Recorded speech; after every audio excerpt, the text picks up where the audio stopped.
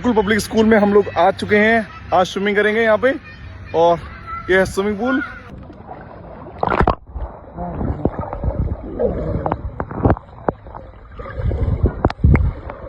Oh yes, कैसे करते हैं ज़्यादा कहाँ का भूल डालने में बस।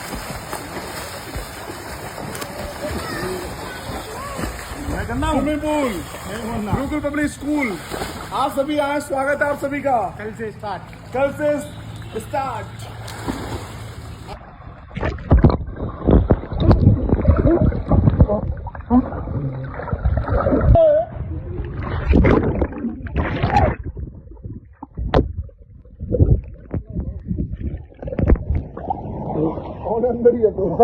और लोकेशन है गुरुकुल पब्लिक स्कूल की छदामी की मठ, जो वहाँ इटावा मार्ग पर है।